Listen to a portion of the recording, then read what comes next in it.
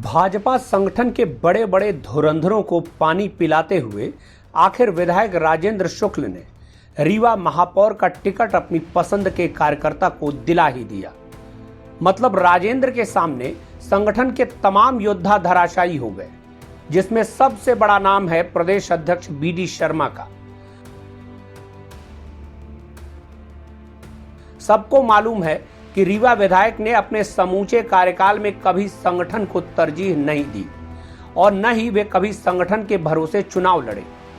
शुरुआत से ही उनका चुनाव विकास के मुद्दे पर था। भले ही उनका विकास सीमेंट तक सीमित रहा, इसके बावजूद जनता का भरोसा उन पर कायम है। चौंकाने वाली बात तो यह है कि रीवा सीट सामान्य पुरुष के लिए आरक्षित होने के बाद भी भाजपा के प्रदेश अध्यक्ष बीडी शर्मा महिला उम्मीदवार की पैरवी क्यों कर रहे थे। जी हां, हम बात कर रहे हैं रीवा के भूतपूर्व सांसद स्वर्गीय चंद्रमणि त्रिपाठी की बेटी प्रज्ञा के बारे में। वही प्रज्ञा जो केंद्रीय मंत्री स्मृति ईरानी की खास रह चुकी हैं। प्रज्ञा के लिए बीडी शर्मा अंत तक अड़े रहे। स्मृति ईरानी का बैकअप भी था, लेकिन रीवा विधायक ने संगठन से दो टूक कह दिया कि पिछली महापौर महिला थी और इस बार सीट सामान्य पुरुष के लिए आरक्षित है, तो टिकट किसी पुरुष उम्मीदवार को ही मिलना चाहिए। विधायक के इस तर्क से संगठन के ही कई लोग सहमत थे, सिर्फ बीडी और उनके करीबियों को छोड़कर। अंत में बीडी की शिकस्त हो गई और टिकट मिल गया भाजपा के एक पुराने कार्यकर्ता प्रबोध व्यास को।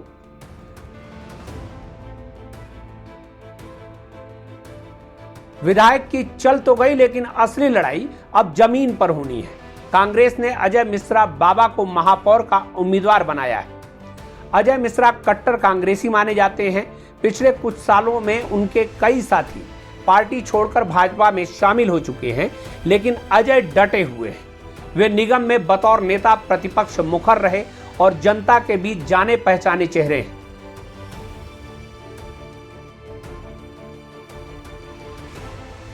पिछले विधानसभा चुनाव में भाजपा प्रत्याशी को कड़ी चुनौती देने वाले अभय मिश्रा ने कांग्रेस प्रत्याशी की जीत का दावा करते हुए भाजपा प्रत्याशी को बाहरी करार दिया है।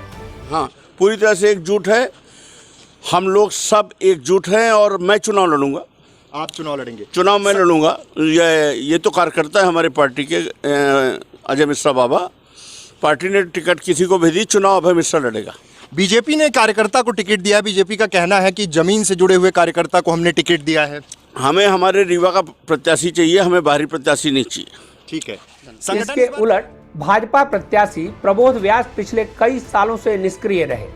न ही उन्हें किसी सार्वजनिक प्रदर्शन में देखा गया और न ही वे मीडिया में दिखे। नए मतदाता तो उन्हें ढंग से पहचानते भी नहीं। टिकट की घोषणा के बाद वे अचानक सक्रिय हो गए और भाजपा के बुजुर्ग नेताओं से आशीर्वाद लेकर जनसंपर्क शुरू कर दिया।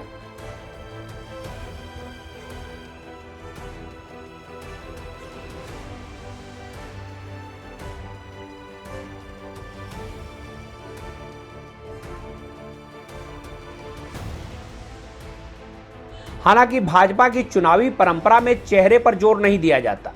जब भी चुनाव होते हैं तो पूरा संगठन चुनाव लड़ता है। इसलिए प्रबोध की निष्क्रियता भाजपा के लिए कोई खास चिंता का विषय नहीं है। लेकिन एक चिंता तो दोनों पार्टियों को है और वो है भितरघात की चिंता। कांग्रेस में गुटबाजी इतनी हावी है कि भितरघात शब्द ही पार्टी से जुड़ गया है। पिछले विधानसभा चुनाव में कांग्रेस भितरघातियों के कारण हार गई थी। भाजपा को वैश्य वोटों के बिखराव का डर है, क्योंकि टिकट की दौड़ में वैश्य वर्ग से आने वाले वीरेंद्र गुप्ता भी शामिल थे, जिन्हें दरकिनार कर दिया गया। वीरेंद्र पूर्व में मेयर रह चुके हैं और वैश्य समुदाय में उनकी अच्छी खासी पैठ है। उनके समर्थकों को लगता है कि वीरेंद्र को जानबूझकर टारगेट किया गया है। जातीय गणित के हिसाब से अगर रीवा की राजनीति को देखा जाए तो यहां ब्राह्मणों का वर्चस्व कई दशकों से है। अब सांसद और विधायक के बाद मेयर भी ब्राह्मण होगा।